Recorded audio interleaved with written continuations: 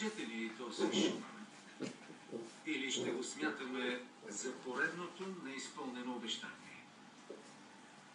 Това мистериозно падане на самолета буди съмнение. А докато чакаме, нека...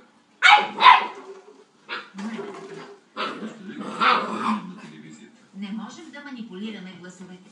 Хайде, стига свалки, да тръгваме. Тръгваме. Хайде. Накъде? Работа ни чака, Уина. Хайде. Ставай, приятел.